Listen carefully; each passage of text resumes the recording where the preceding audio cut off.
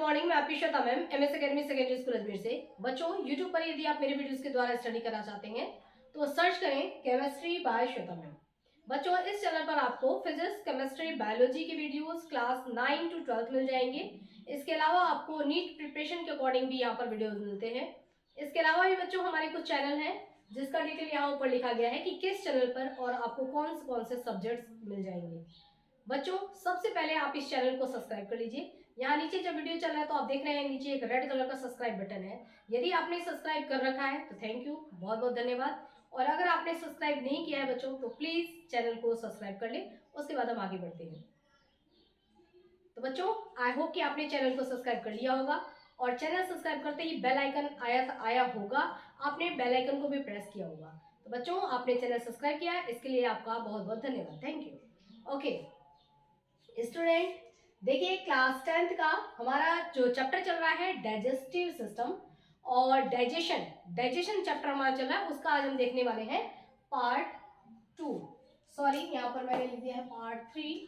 बच्चों, इसका हम आज देखने वाले हैं, स्टडी करने वाले हैं पार्ट 2। ठीक है, पार्ट 1 में बच्चों हमने सीखा था डाइजेशन क्या होता है, किस तरीके से होता है, कौन कौन से प्रोसेस होते हैं। हमने पूरी बॉडी देखी थी कि इस पूरी बॉडी में डाइजेस्टिव जो हमारा पूरा डाइजेशन प्रोसेस कंप्लीट होता है वो कौन सी मशीन में कंप्लीट होता है। तो हमने पूरे शरीर के अंदर, ह्यूमन शरीर के अंदर पूरा सारा स्ट्रक्चर देखा था कि किस किस तरीके से कौन से मशीन में भोजन जाएगा और वो डाइजेस्ट होगा। ठीक है, ये सारी चीजें हमने पिछले वीडियोस में देख लिया था। आज बच्चों हम स्टार्ट करने वाले हैं सीधे माउथ से। सबसे पहले हम माउथ के बारे में स्टडी करेंगे। यहाँ आप देख रहे हैं ब्लॉकेज में यहाँ पर डायग्राम बने हुए हैं। घबराने की जरूरत नहीं है, इतना सारा डायग्राम देख करके बिल्कुल से घबरा मत जाना, डर मत जाना, ऐसा कुछ नहीं है। बहुत ही सिंपल वे में मैं आपको समझाऊंगी और समझने के बाद आपको काफी ईजी लगेगा। तो हम एक आप जब पढ़ रहे हो तो इस बोर्ड के सभी डायग्राम पर एक साथ फोकस मत करना। ठीक है, जब काम आपके पास बहुत ज्यादा है ना तो सारे काम के बारे में नहीं सोचा जाता है। सब्जेक्ट जब आपके पास बहुत ज्यादा हो पढ़ने के लिए, कल एग्जाम है, चैप्टर्स बहुत ज्यादा हैं, तो सबके बारे में न सोच करके एक बार में सिर्फ उसी पर फोकस करो जो आप पढ़ रहे हो। ठीक है, सिर्फ एक बार में एक ही काम पर फोकस करिए तो काम भी छोटा हो जाएगा और आपका टेंशन भी खत्म हो जाएगा। अब ये बोर्ड पे इतना सारा पढ़ने के बजाय हम क्या करें, सिर्फ इतने पे फोकस करें कि अच्छा अभी तो फिलहाल हमको एक ही ब्लॉक तो सीखना है, तो सबसे पहले हम ये एक ब्लॉक सीखते हैं। देखिए माउथ, हम सबसे पहले क्या पढ़ने जा रहे हैं बच्चों, mouth is very important part of alimentary canal. Alimentary canal क्या होता है, जिसमें भोजन का डाइजेशन होता है। ठीक है, वो जो पूरी मशीनरी जो सिस्टम होती है वो एक कैनॉल होता है जिसको हम बोलते हैं एलिमेंट्री कैनॉल। एलिमेंट्री कैनॉल का जो फर्स्ट पार्ट होता है वो क्या होता है बच्चों, माउथ। ठीक है, एक्सक्यूज मी। तो बच्चों, एलिमेंट्री कैनॉल का जो फर्स्ट पार्ट होता है वो क्या होता है, माउथ। अब माउथ में देखिए डायग्राम, ये देखिए ये क्या है, लिप्स। ठीक है, तो लिप्स क्या होते हैं, माउथ के गार्ड होते हैं जो कि माउथ को क्या करते हैं, इसको ओपन करना, क्लोज करना। आप यहाँ बैठे हो, ठीक है, या बाहर निकले, बहुत सारी छोटे छोटे इंसेक्ट्स जो है उड़ रहे हैं, तो ये लिप्स क्या करता है, माउथ को क्लोज कर देता है, बंद। ठीक है, मुंह बंद हो गया। अब क्या होगा कि जो इंसेक्ट्स ये उड़ रहे हैं ये आपके मुंह के अंदर नहीं जाएंगे, यानी कि आपके माउथ का प्रोटेक्शन हो गया। तो आपके माउथ को प्रोटेक्शन करने का काम, यानी कि माउथ के लिए गार्ड का काम कौन करता है, ये लिप्स करता है। ठीक है, अब कोई बंदा है बहुत ज्यादा बोले जा रहा है ना, बड़बड़ बड़बड़ बड़बड़ बड़बड़, ठीक है, आपको पसंद नहीं आ रहा है कि इतना ज्यादा मत बोलो, ठीक है ना, तो अंदर का जो टंग है वही तो बोल रहा है ना, आवाज तो निकलती है बट प्रोनाउंसिएशन कौन करता है, ये बोलने में हेल्प कौन करता है, टंग। ठीक है, अब लिप्स को हमने क्या बोला कि लिप्स, दोनों लिप्स को, आपने देखा होगा ना एक वीडियो, छोटा सा एक वीडियो कॉमेडी वीडियो आता है कि उसने लिपस्टिक में क्या दे दिया, वाइप है बहुत ज्यादा चपड़ चपड़ चपड़ चपड़ करे, तो उसने लिपस्टिक में क्या कर दिया, उसमें स्टिकी है ना, कुछ इस क्या था वो जो चिपचिपा होता है ना, चिपका लेता है, क्या कुछ स्टिकी था, फेविस्टिक शायद था, फेविस्टिक का लिपस्टिक देता है, फेविस्टिक लगा लिया और लिप्स हो गए क्लोज। ठीक है, अब बोलेंगे कैसे, तो वो भी प्रोटेक्शन। ठीक है, तो लिप्स क्या होता है, ये गार्ड ऑफ द माउथ। हमारे माउथ का क्या होता है, ये गार्ड होता है, यानी कि इसको प्रोटेक्शन करने का काम करता है। जो हमारे ये माउथ होता है बच्चों, लिप्स के अंदर जैसे ही हम माउथ के अंदर एंट्री करते हैं तो हमको क्या दिखता है कि काफी ज्यादा खाली स्पेस है ना, हमको एक कैविटी जैसी दिखाई देती है। हाँ, पूरा क्या है, खाली है ना, तो खाली एक स्पेस आपको दिखाई देता है। उस खाली स्पेस को, स्पेस यानी कि जहाँ भी कहीं खाली जगह हो, जहाँ पे कुछ चीजें फिट की गई हो, जैसे इसके अंदर टंग फिट किया गया है, इसके अंदर टिथ फिट किया गया है, ठीक है। तो जिसके अंदर कुछ चीजें फिट की गई हो और उस खाली स्पेस में हम भोजन को रखते हैं, तो वो खाली जो जगह होती है ना, उसको बोला जाता है बकल कैविटी। हम बकल कैविटी को ओरल कैविटी भी बोलते हैं, ठीक है। और इसके साथ साथ बकल कैविटी और ओरल कैविटी के अंदर क्या क्या चीजें फिट है, तो इसके अंदर टिथ फिट है, ठीक है, जो कि मैकेनिकल वर्क करता है, यानी कि खाने को तोड़ने का है ना, छोटे छोटे पीस में तोड़ने का, ब्रेक डाउन करने का, ग्राइंडिंग का काम करता है। उसके बाद इसी के अंदर होता है टंग, जो कि बोलने में भी हेल्प करता है, साथ में भोजन को मिलाने में भी, मैशअप करने में भी हेल्प करता है। उसके बाद इसमें इसी के अंदर अंदर यहाँ से, लेकिन काम यहाँ सैलिवरी ग्लैंड्स होते हैं कुछ पोजीशन पर, जो मैं अभी आपको आगे पढ़ाऊंगी। हमारे कुछ सैलिवरी ग्लैंड्स होते हैं जो कि जिनका सिक्रीशन होता है इसी ओरल कैविटी में, ठीक है। तो इसको हम चाहे ओरल कैविटी कहें, चाहे इसको हम बकल कैविटी कहें, चाहे हम इसको माउथ कैविटी कहें, ठीक है ना, ये माउथ कैविटी होती है, ठीक है। उसके बाद अब देखिए आपने क्या क्या पढ़ा कि हमारे माउथ में क्या होता है, लिप्स होता है। लिप्स क्या है, lips guard of the mouth. Mouth का क्या है, ये गार्ड है, ठीक है ना। एक नंबर हमने ये चीज याद किया, एकदम मेरे साथ साथ याद करते चलो, ठीक है।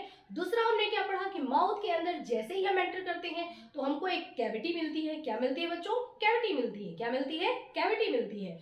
वो उस कैविटी का नाम क्या है, उस कैविटी को हम बोलते हैं buccal cavity, buccal cavity, buccal cavity या ओरल कैविटी, या फिर हम क्या उसको बोलेंगे, mouth cavity. Buccal cavity, oral cavity, mouth cavity, buccal cavity, oral cavity या माउथ कैविटी, ठीक है, ये हो गया।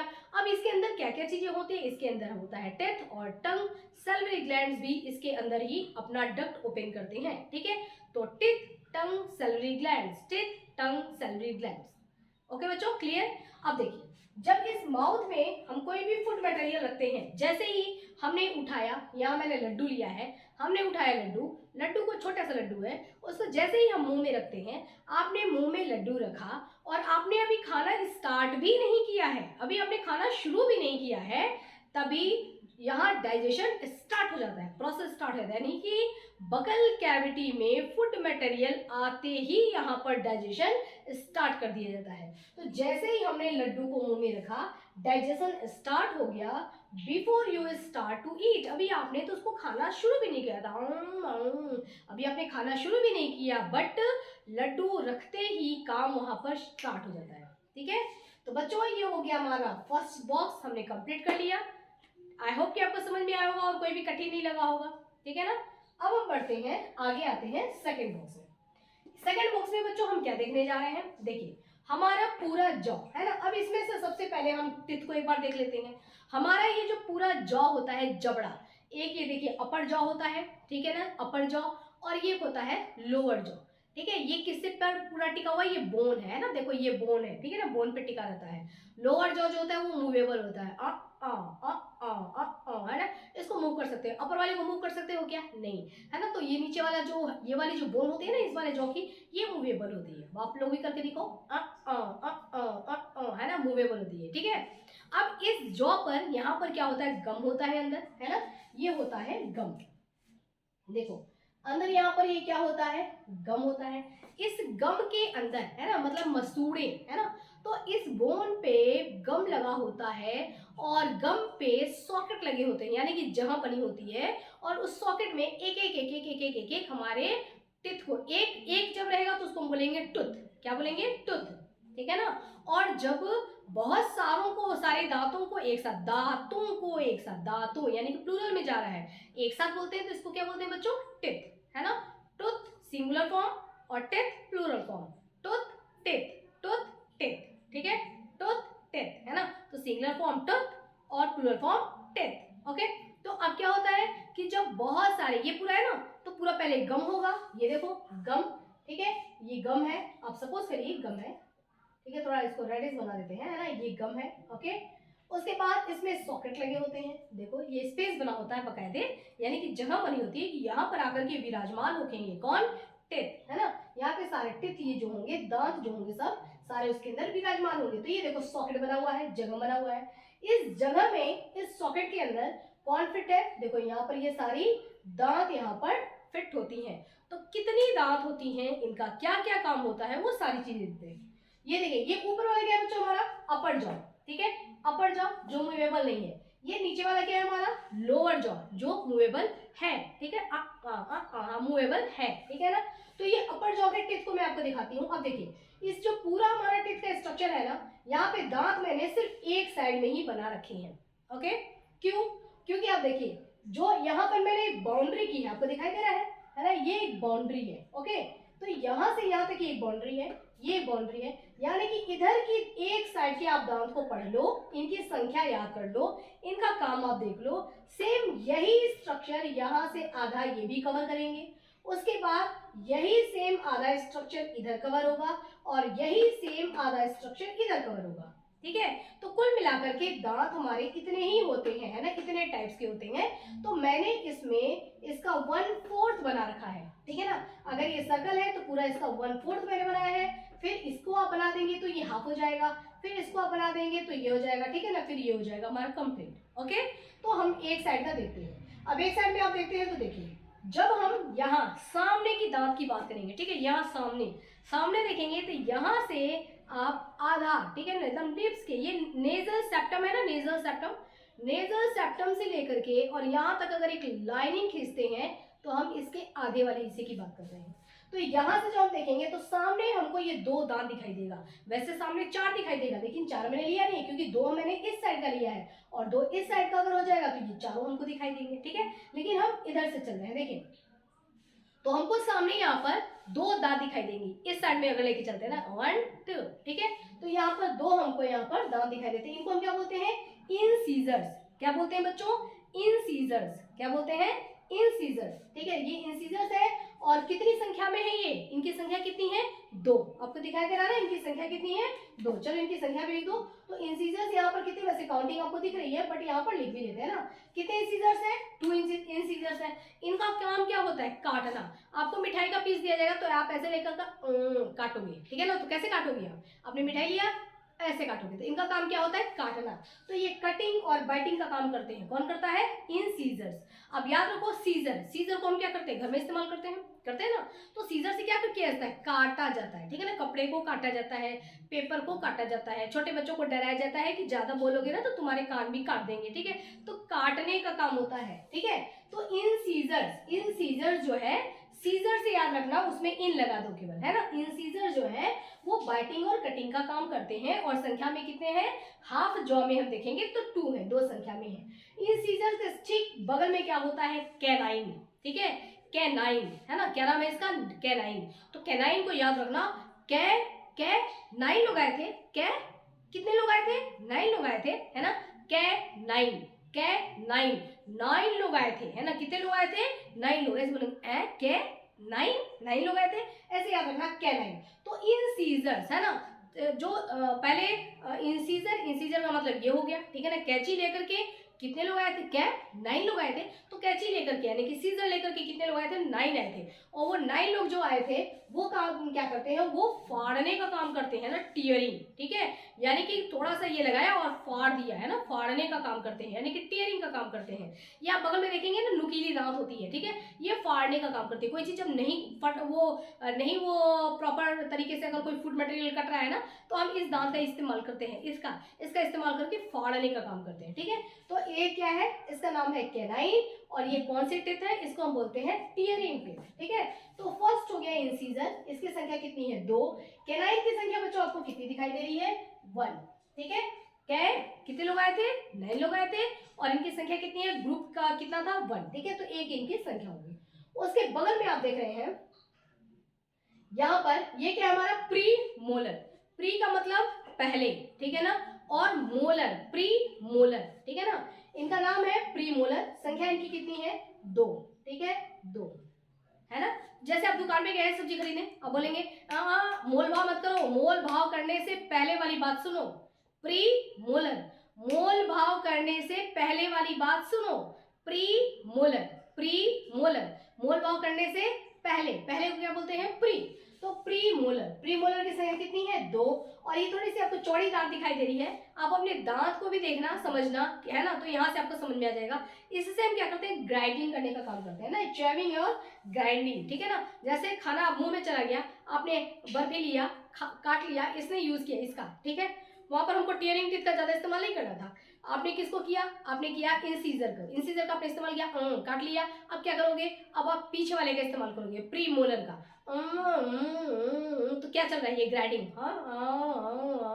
टीथ क्या कर रहा है, ग्राइडिंग का काम कर रहा है। तो यहाँ पर टीथ क्या करेगा, चेविंग या ग्राइडिंग का काम करता है, ठीक है ना, प्री मोलर। और प्री हटा दो तो मोलर। चलो मोल भाव करने से पहले की बात सुनो, अब मोल भाव करो, है ना। तो अब मोलर आएगा, प्री मोलर के बाद कौन आएगा, मोलर। मोलर की संख्या भी कितनी है बच्चों, इसकी भी संख्या 2 है, और ये इसका भी काम क्या है, काम इसका भी वही है, क्या, चेविंग और ग्राइडिंग। पीछे वाले दोनों सारे जो भी है वो क्या करेंगे, सिर्फ है, उसको क्या करते हैं, ग्राइंड करते हैं, यानी कि फूड मटेरियल जो हमने खाया, आप देखोगे उसको पूरा जो है वो क्या कर देते हैं, एकदम मिक्सअप कर देते हैं और उसको छोटे छोटे पीस में तोड़ने का काम करते हैं। ये हो गया। इसके बाद एक थर्ड मोलर भी होता है बच्चों, ठीक है, थर्ड मोलर। यहाँ पे ये इनका मोलर, जहां भी मोलर नाम आएगा अब समझ आना कि ये चेविंग और ग्राइंडिंग का काम करते हैं। लेकिन यहाँ पर मैंने खास वर्ड लिखा है ना, इस पर थोड़ा फोकस करना। इस वर्ड का नाम क्या लिखा है मैंने, वेस्टिजियल, है ना, वेस्टिजियल। वेस्टिजियल का मतलब होता है कि ये जो थर्ड मोलर टिथ है, ये वाला टिथ नहीं, टुथ है, एक ही है जो, है ना।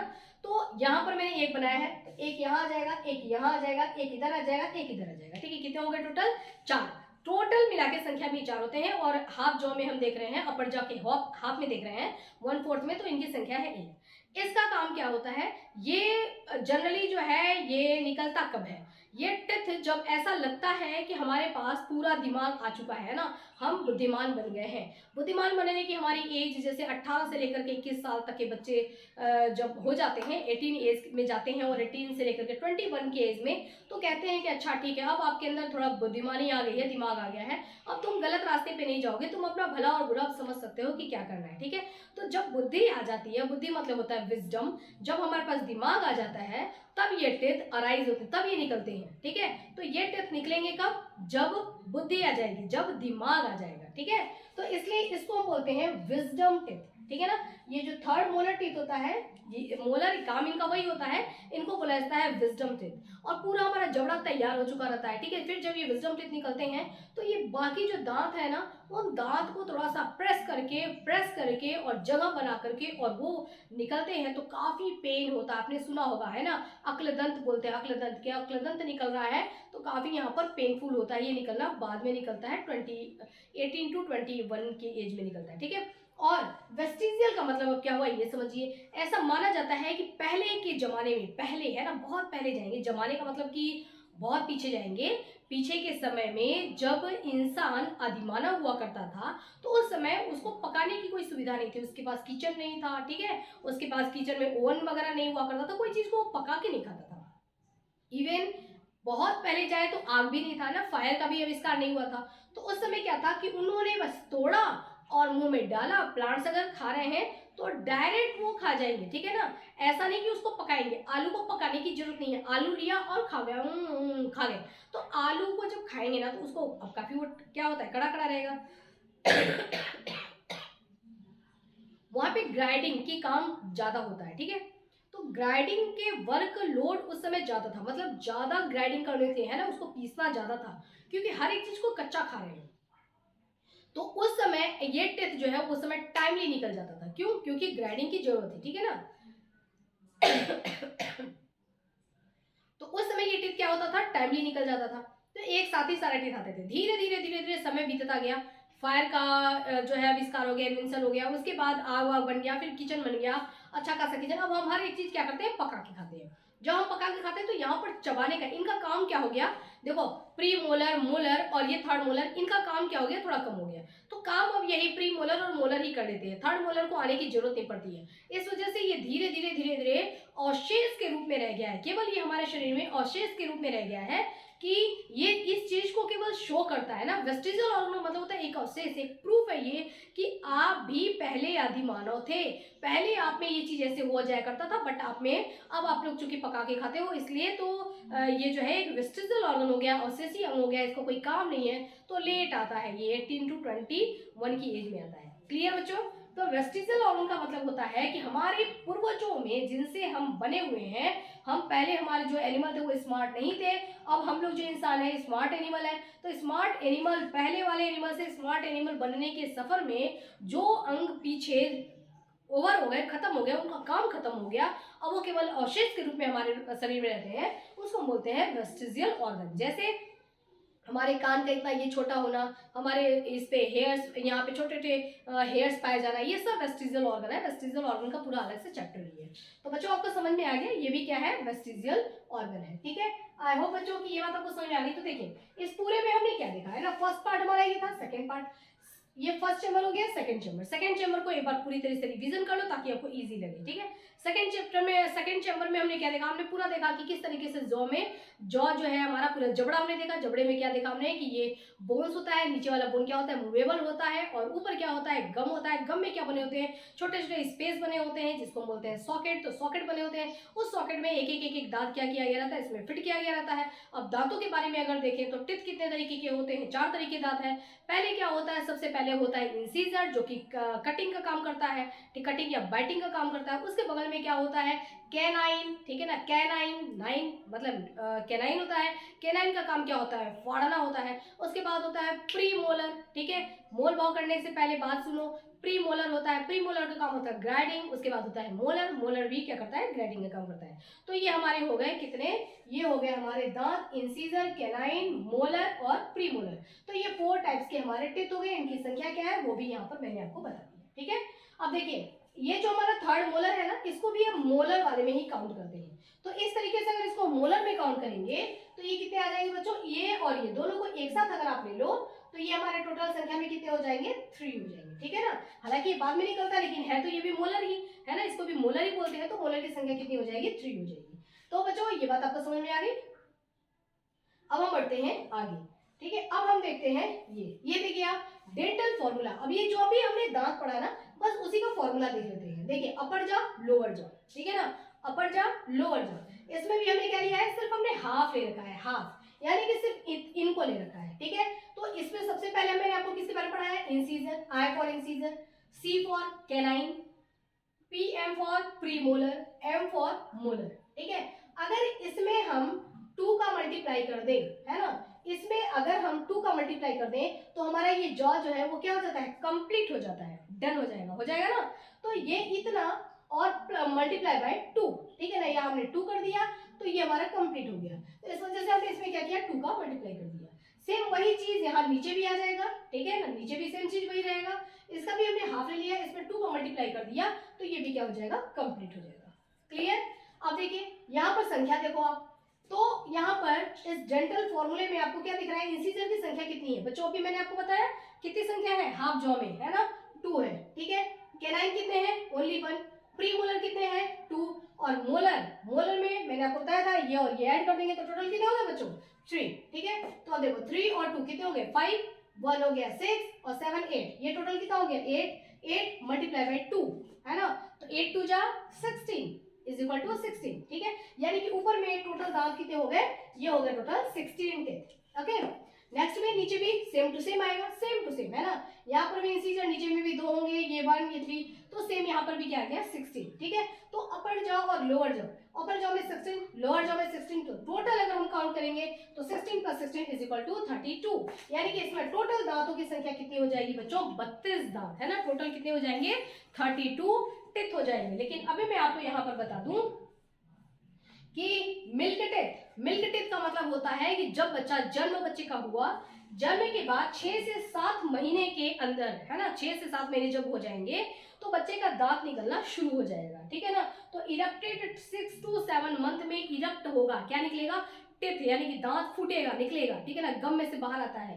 तो उस समय जब मिल्क टिथ बन करके टोटल तैयार होगा, 6 से 7 महीने में तो शुरुआत होगी दांत निकलने की, और पूरा दांत बन करके जब कंप्लीट होगा उसमें टाइम लगेगा, तो वो कितनी संख्या होगी, 20, है ना, 20 होगी संख्या, यानी कि पूरे सेट में 20 दांत होंगे बच्चों के। उसको बोलते हैं मिल्क टिथ। क्यों, क्योंकि ये परमानेंट नहीं होता, ये टेम्पररी टिथ है। ठीक है ना, परमानेंट टिथ नहीं है, टेम्पररी टिथ है। ये बाद में सारे टिथ गिर जाएंगे और इनकी जगह पे, इनको रिप्लेस करके इसकी जगह पे क्या आएगा, परमानेंट टिथ आएगा। परमानेंट टिथ भी आपको याद करने की ज्यादा जरूरत नहीं है, 6 से 7 महीने है ये 6 से 7 साल है। ठीक है ना, 6 से 7 महीने में जनरली दांत निकलना शुरू हो जाता है, और परमानेंट टिथ जो है वो 6 से 7 साल में, है ना, 6 to 7 ईयर में परमानेंट टिथ निकलना शुरू होता है। यानी कि ये टिथ जो 20 है ना, ये गिरते जाएंगे, एक गिरा उसकी जगह पे दूसरा दांत आएगा, दूसरा गिरा तीसरा, ऐसे से इनको एक वन बाय वन रिप्लेस करना शुरू करेंगे और उसकी जगह पे आ जाएंगे permanent teeth. Permanent teeth total कितने आएंगे बच्चों? 28। कितने आएंगे? 28। ठीक है, तो पहले 6 से 7 साल में जो निकलना शुरू होंगे रिप्लेस करके धीरे धीरे, तो ये टोटल 28 टीथ आएंगे जो कि परमानेंट होंगे। यानी कि अब अगर ये टूट गए तो दोबारा इनकी जगह पे दांत नहीं बनेगा। ठीक है, उसके बाद है विजडम टीथ। विजडम टीथ क्या होता है? मैंने अभी आपको यहाँ पर बताया था ना कि 28 तो यहाँ पर निकले, लेकिन हमने यहाँ डेंटल फॉर्मूला में कितना देखा है? 32 देखा है, और यहाँ पे कितना है? केवल 28 है। तो इसमें 4 की कमी जो दिख रही है वो 4 कब निकलेंगे? जब आपके पास बुद्धि आ जाएगी, जब आप समझदार हो जाओगे, जब आप बुद्धिमान हो जाओगे, तब आपका निकलेगा विजडम टीथ, है ना। तब ये आपको संकेत देगा कि इसका मतलब आप बुद्धिमान हो गए हैं। ठीक है, अब अपना सेल्फ डिसीजन और भला बुरा सोच सकते हैं। तो विजडम टीथ 18 to 21 ईयर्स में निकलेगा और उसकी संख्या कितनी होगी? 4 हो जाएगी। तो इस 4 को भी, अब ये भी तो परमानेंट ही रहेगा, और ये हमारा 28 जो निकले वो भी परमानेंट है। तो 28 और +4 को अगर हम कर देंगे तो टोटल हमारे परमानेंट कितने आ जाएंगे? 32। ठीक है बच्चों, तो देखिए डेंटल फॉर्मूले में ज्यादा आपको कुछ मेहनत करनी नहीं है, और इसके साथ हमने ये वाला भी सीख लिया। चिंतन डन, क्लियर, कोई परेशानी? अब बच्चों देखिए, अब हम आ जाते हैं थोड़ा कुछ और हमको देखना है, ज्यादा नहीं, अब बस ओवर ही होने वाला है। नेक्स्ट हम देखते हैं बच्चों ये 1 टूथ स्ट्रक्चर। एक दांत हमारा कैसा होता है, थोड़ा हल्का फुल्का, बहुत ज्यादा नहीं, हल्का फुल्का जानना जरूरी है। ये डायग्राम बनाने के लिए मैंने ज्यादा कुछ किया नहीं है। यहाँ से पहले यू लाइन खींचा, यहाँ से यू लाइन खींचा, यहाँ से मैंने यू ये वाली लाइन ले ली। ठीक है, फिर उसके नीचे एक मैंने और एक कैविटी बना लिया, उसके अंदर फिर मैंने एक और एक कैविटी बना लिया। ठीक है, और उसके अंदर ये नर्व सेल्स डाल दिए हैं, बस, है ना। तो हमारा कुछ कठिन नहीं है ना। मैंने स्टार्ट कहाँ से किया है? पहले थोड़ा सा गम का हिस्सा ये बना लिया, गम बन गया। ठीक है, गम बन गया। ये गम बनने के बाद मैंने इसके ऊपर ये यहाँ से लेकर के टिथ हमारा पूरा होता है ना, जब उखड़ता है तो आप देखते हैं ना नीचे भी रहता है वो, तो यहाँ से लेकर के देखो ये ब्लू वाली लाइन, एक लाइन हो गई टिथ की। उसके बाद मैंने एक और लाइन ले लिया, ताकि यहाँ पे ये हिस्सा बोन्स पूरा हो गया, और ये अंदर पूरी कैविटी वाली हिस्सा हो गई। उसके अंदर मैंने एक और ये ले लिया है, ब्लड वेसल्स वगैरह उसके अंदर जाते हैं, तो ज्यादा कुछ बताया नहीं है। और इसके अंदर मैंने डाल दिए नर्व सेल्स। ठीक है, देखिए ये जो खाली जगह होती है ना, इसको हम बोलते हैं, दांत के अंदर जो खाली जगह होती है उसको बोला जाता है पल्प, है ना। क्या बोलते हैं? पल्प बोलते हैं। ठीक है, अब देखिए ये हमारा जो गम है, इस गम से शुरुआत करें तो गम के अंदर भी बोन्स होते हैं, हड्डियां होती हैं जो कि सपोर्ट करती हैं। जब आप कोई चीज चबाते हैं, चबाते हैं, तो दांत आपका क्या होता है? चबाएंगे ना तो दांत नीचे जाएगा। ठीक है, दांत को भी तो नीचे से कोई होल्ड करने वाला, प्रेशर देने वाला होना चाहिए। तो जब चबा रहे हैं तो दांत को भी नीचे से सपोर्ट की जरूरत होती है। वो इस गम के अंदर जो ये एल्वियोलर बोन होते हैं वो दांत को सपोर्ट करते हैं। ठीक है ना, सपोर्ट करने का काम करते हैं। तो हो गया ये चीज। ठीक है, उसके बाद ये हमारा बस बोन्स, बस हमको यहाँ पर इतना ही बताना है। अब इस टिथ का ऊपर वाला हिस्सा जो हमको दिखाई देता है उसकी बात करें तो देखो ये हमारा बोन हो गया। इसके ऊपर ये रेड से जो मैंने कवरिंग बनाई है ना, इस पर खास फोकस करना बच्चों। हमारी दांत के ऊपर जैसे पूरा दांत बन गया, ठीक है ना, उसके ऊपर एक कवरिंग बना करके दिया है गॉड ने, है ना।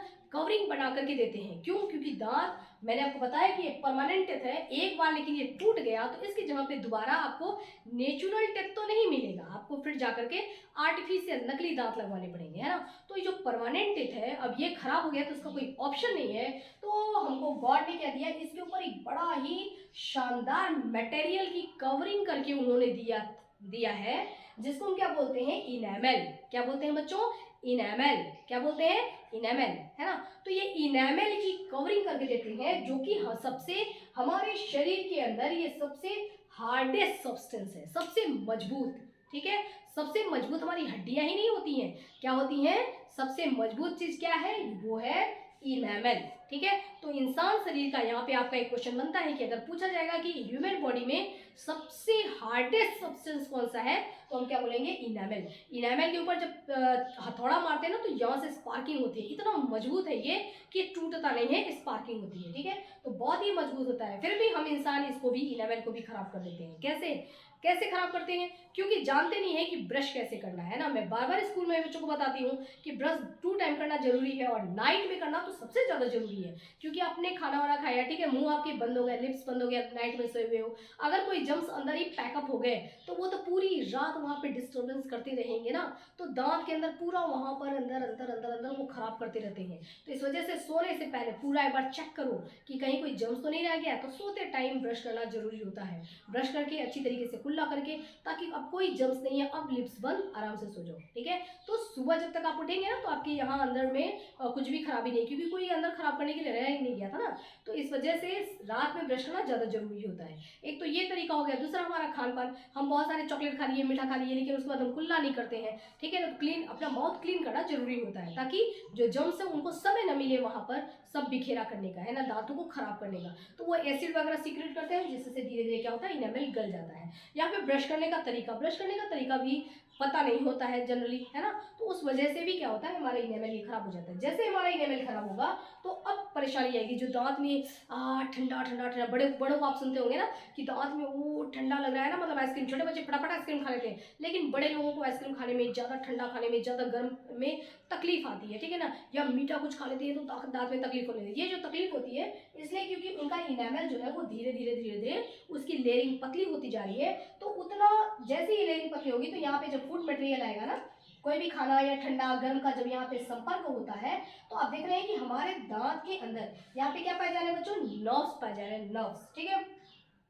ये जो नर्व्स होती हैं यानी कि तंत्रिका है, यही तो हमको हर एक चीज बताती है ना, हर एक हमको इंफॉर्मेशन देती है कि आपको ठंडे का अनुभव, गर्म का अनुभव, ठीक है, टच का अनुभव, ये अनुभव सारा कौन देता है, हमारे नर्व्स देते हैं। मैं पहले भी आपको पढ़ा चुकी हूँ, हमारे पूरे शरीर में नर्व्स फैले होते हैं, ठीक है, तो वो नर्व्स हमारे दांतों में भी तो फैले हुए हैं। तो दांत में भी क्या होगा, अब हमको यहाँ पर ठंडक की महसूस होगी, क्यों, क्योंकि इनेमल जो कवरिंग थी ना, तो कवरिंग की वजह से आप कुछ भी डालिए तो वहां तक ये ठंडा गर्म का अनुभव यहाँ तक नहीं जाता था, तो इस वजह से हमको खाने पीने में आराम था। लेकिन जैसे ही अब ये लेयरिंग पतला होता जाएगा तो हम यहाँ पर कुछ भी ऐसा खाते हैं तो उसका सेंसेशन तुरंत इनको मिलता है, नर्व्स को मिलता है, और नर्व्स इस मैसेज को पहुंचाएंगे तो हमको यहाँ पर तकलीफ होगी। अब दांतों में दर्द, तकलीफ, ठंडा गर्म खाने में जो सेंसेशन है ना, वो सब परेशानी इनेमल के हट जाने की वजह से होता है, ठीक है। तो हमारे टिप के अंदर यहाँ पर देखिए ये नर्व्स है, नर्व्स बनाने भी आसान है, बस यूं करके ऐसे ऐसे पेड़ जैसा बना दो, बन गया नर्व्स, ठीक है। तो नर्व्स तो ऐसे ही पेड़ की तरह से फैले होते हैं। तो ये हो गया हमारे दांत का स्ट्रक्चर, ठीक है। इस दांत के स्ट्रक्चर में बनाने में बच्चों मैं बहुत ज्यादा आपको कुछ ऐसा नहीं करना है कि अच्छा मैम ने एक लाइन इधर किया है तो मैं भी एक लाइन इधर करूँ, ऐसा कुछ नहीं है। नर्व्स को मैंने क्या किया, केवल 2 लाइनिंग ले गई हूँ, इधर उधर ब्रांचेस बना दिया, इधर से ले गया, इधर ब्रांचेस बना दिया, ठीक है। तो बस यही करना है। तो ये हमारे दांत का स्ट्रक्चर तैयार हो गया। अब एक चीज मैं आपको बता दूं, जो ये आगे का हिस्सा होता है ना, ये होता है क्राउन, ठीक है ना, क्राउन जैसे मुकुट, है ना, ये पहले क्राउन हो गया। क्राउन के बाद थोड़ा हिस्सा ये जो होता है इसको बोलते हैं नेक, यानी कि गर्दन, और नीचे जो होता है दांतों की जड़ें होती हैं, जो कि नीचे इस सॉकेट के अंदर धसी होती है, सॉकेट के अंदर धसी होती है, ठीक है। तो यहाँ है ना, तो रूट हो जाएगा इसके अंदर। तो पूरे दांत के कितने भाग है, क्राउन, नेक, रूट, क्राउन, नेक, रूट, क्राउन, नेक, रूट, याद करो, क्राउन, नेक, रूट, ठीक है। दांत के ऊपर की लेयरिंग इनेमल, इनेमल, इनेमल, ठीक है। कौन सा ये है substance, hardest substance, hardest substance, hardest substance, ठीक है। उसके नीचे फिर एक कैविटी बनाएंगे, क्या बनाएंगे, कैविटी, उसको क्या नाम देंगे, पल्प, क्या नाम देंगे, पल्प, कैविटी बनाएंगे, उसको क्या नाम देंगे, पल्प, ठीक है। फिर उसके अंदर भी एक और छोटा सा कैविटी ऐसा बनाएंगे ताकि उसके अंदर ब्लड वगैरह का दिखाएंगे, भी दिखाएंगे। उसके बाद यहाँ से नर्व्स निकलेंगे, क्या निकलेंगे, नर्व्स, क्या निकलेंगे, नर्व्स निकलेंगे, ठीक है। और नीचे क्या होगा, सबसे नीचे यहाँ पे ऐसे बना देंगे हम गम, जिसके अंदर ये धसे हुए हैं गम, गम का पोर्शन। और गम में क्या होते हैं, एल्वियोलर बोन, एल्वियोलर बोन क्या करते हैं, जब आप इसका दांतों का जब इस्तेमाल करेंगे तो वो उसको नीचे से सपोर्ट देने का काम करते हैं, ठीक है बच्चों, डन। तो ये हो गया हमारा 1 टूथ स्ट्रक्चर, एक टूथ का हमने यहाँ पर स्ट्रक्चर देख लिया। अब यहाँ पर छोटे छोटे से डेफिनेशन है, बहुत कठिन नहीं है, छोटे छोटे से है। सबसे पहला है डेंटिशन। डेंटिशन क्या होता है, तो अरेंजमेंट ऑफ टिथ, टिथ का ये जो अरेंजमेंट गॉड ने की कर रखा है कि तुम लोग यहाँ रहोगे, लिप्स के ठीक नीचे, है ना, अंदर रहोगे, और तुमको कोई भी चीज खाना दिया जाएगा तो तुम लोगों को तुरंत उसको काटना है, ठीक है। कहीं कहीं छोटे बच्चे जो है दांत काट लेते हैं ना, तो वो भी काटना, मतलब कोई भी किसी भी तरीके का कटिंग, ठीक है, वो भी काट लेते हैं अपने प्रोटेक्शन में, या गुस्सा आ जाए तो वो काट लेते हैं। तो काटना है ना, चबाना, ये सब काम तुम लोग करोगे। तो दांतों को पूरा यहाँ पे अरेंजमेंट कर रखा है। तो अरेंजमेंट ऑफ टिथ, टिथ का जो अरेंजमेंट होता है उसको हम बोलते हैं डेंटिशन, ठीक है ना। डेंटिशन मतलब टिथ का अरेंजमेंट, ठीक है। उसके बाद यहाँ पे हेटेरोडन, हेटेरोडन का मतलब होता है कि सारे दांत जो है वो बराबर बराबर एक जैसे नहीं दिए गए हैं। क्यों एक जैसे नहीं दिए गए हैं? गॉड ने ये बात पहले सोचा कि अगर सारे दांत में एक जैसा बना दूंगा और किसी चीज को फाड़ने काटने की जरूरत पड़ेगी, क्योंकि केवल हम इंसानों की बात नहीं है, ठीक है। जब वैसे भी हम जब इंसान बने, जब पहले के जमाने की बात हो रही है, तो अगर एनिमल को भी वो फाड़ के खाते थे, तो वो एनिमल को फाड़ने की उनकी चमड़ी जो होती है ना बहुत टाइट होती है, तो उसको फाड़ने के लिए अलग अलग टीथ की जरूरत है, फिर उसको पीसने के लिए अलग टीथ की जरूरत है, ठीक है। तो टीथ का अलग अलग होना जरूरी था उनके काम के हिसाब से। तो यहाँ पर 4 तरीके के आपको दांत दिखाई दे रहे हैं। कितने तरीके के? 4 तरीके के। तो 4 टाइप्स ऑफ टीथ आपको यहाँ पर दिखाई दे रहा है। इस वजह से अगर ये सेम नहीं है, सारे टीथ का स्ट्रक्चर अपना सेम नहीं है, इस वजह से हम इसको हेटेरोडन कहते हैं, ठीक है ना। हेटेरो, हेटेरो का मतलब एक दूसरे से हेट कौन करता है? जब दो लोगों का विचार एक जैसा मैच नहीं करता है, यानी कि विचार सेम सेम नहीं है, अलग अलग नेचर है, ठीक है, तो वो एक दूसरे से क्या करते हैं? हेट करते हैं। तो यहाँ पर क्या हो जाएगा? हेटेरोडन का मतलब होगा कि जब सारे दांत एक जैसे नहीं है, अलग अलग है, तो हम इसको बोलेंगे हेटेरो, और दंत मतलब दांत है ना, तो हेटेरोडन, ठीक है। नेक्स्ट है थीकोदन। थीकोदन का मतलब होता है कि दांत जो है वो जमे हुए हैं, ठीक है। किसमें? मैंने आपको बताया ना कि यहाँ गम के सॉकेट में यहाँ पर अंदर जमे होते हैं, उनका पूरा एक पोर्शन बना होता है जिसके अंदर वो इम्बेडेड होते हैं, धसे होते हैं, है ना। तो embedded in the socket of the jawbone, jawbone के सॉकेट में ये धसे होते हैं, इस वजह से इनको थीकोदंत बोला जाता है, ठीक है। ठीक हो, ठीक हो तुम, दांत तुमको आराम से अंदर फिक्स कर दिया गया, ठीक हो, है ना, याद रखना। ठीक हो दन, क्या तुम ठीक हो? हाँ हाँ ठीक हो, ठीक हो, है ना, ठीक हो दन, ठीक है। उसके बाद होता है डाई, देखिए डाईफाइकोदन, है ना। डाईफाइकोदन का मतलब होता है कि ये जो दांत होते हैं ये क्या होते हैं कि 2 बार निकलते हैं। मैंने आपको बताया था ना अभी कि दांत जो होते हैं 2 चांस मिलता है हमको। एक तो हमारा क्या होता है? मिल्क टीथ, जो कि निकला और टूट गया, ये रिप्लेस हो गया, उसकी जगह पे दूसरा आ गया। और दूसरा कौन सा होता है हमारा? Permanent teeth. तो पहला हो गया हमारा मिल्क टीथ, और ये जो कि टेम्पोररी टीथ भी इसको बोला जाता है, और दूसरा क्या है? Permanent teeth. तो पूरी लाइफ में, हमारी पूरी लाइफ साइकिल में ये क्या होता है? ट्वाइस इन लाइफ साइकिल, यानी कि पूरे लाइफ साइकिल में ये 2 बार निकलते हैं, ठीक है। इसलिए इनको डाई, डाई का मतलब ही होता है 2, ठीक है। डाईफाइयोडन, ठीक है, 2 बार निकलेंगे फिर फाइनल हो जाएगा, ठीक है। डाईफाइयो, है ना, 2 बार में फाइनल हो जाएंगे दांत के, 2 बार में फाइनल हो जाएंगे दांत के। डाईफाइयोडन, 2 बार में दांत के क्या हो जाएंगे? फाइनल हो जाएंगे। ओके बच्चों, तो देखिए धीरे धीरे करके हमने ये सारा सीख लिया। Any problem? देखो प्रॉब्लम भी कुछ नहीं है, और मैंने थोड़ा आपको छोटे मोटे ट्रिक भी बताया है ताकि आप नाम याद कर सको। अब आपको एक बॉक्स को इसमें बस तैयार करना है। तैयार करने में ज्यादा सारा एक साथ मत देखना, पहले इसको प्रिपेयर करना। 1 बार 2 बार लिखा, ड्रॉ किया है, बिल्कुल इसको, है ना, ये डन, चलो डन हो गया। इस तरीके से आपके सारे कॉन्सेप्ट क्लियर हो जाएंगे, तो क्वेश्चन चाहे कैसा भी है आप आराम से कर सकते हैं, ठीक है ना। तो ज्यादा क्वेश्चन पे फोकस मत करो, एक्सरसाइज पे ज्यादा फोकस मत करो, ज्यादा फोकस किस पर करना है हमको? कॉन्सेप्ट पर फोकस करना है, ठीक है, कि आप पढ़ लें, समझ लें, फिर क्वेश्चन चाहे जैसा भी आए, जिस तरीके का भी आए, आप कर सकते हैं। ओके, तो बच्चों अगर आपको मेरे पढ़ाने का तरीका अच्छा लगा हो, पहले आपने जब स्टार्ट किया था वीडियो तो आपने चैनल को सब्सक्राइब किया था, ठीक है, आई होप कि सबने किया होगा जरूर, क्योंकि देखिए ये बिल्कुल फ्री है ना, कोई पैसे नहीं लग रहे हैं, लेकिन हमारा गुरु दक्षिणा बस यही है कि आप चैनल को सब्सक्राइब कर दें। अच्छा लगा हो तो लाइक के बटन पे आपको बस प्रेस कर देना है, और अच्छा लगा हो तो आप नीचे कमेंट बॉक्स में कमेंट कर सकते हैं, ठीक है। और भी ज़्यादा आपको पसंद आया हो, आप चाह रहे हो कि आपका फ्रेंड भी देख ले, ठीक है, तो आप क्या करें, वीडियो को शेयर कर सकते हैं। तो बच्चों ये सारा काम आप कर लेना, ठीक है, यही हमारी क्या है? गुरु दक्षिणा है, बिल्कुल फ्री है पढ़ाई। ओके, तो अभी के लिए इतना ही, स्टडी करते रहिए, मिलते हैं हम इसके पार्ट 3 में। तब तक के लिए हैव नाइस डे, स्टडी करते रहिए और अपना ध्यान रखिए।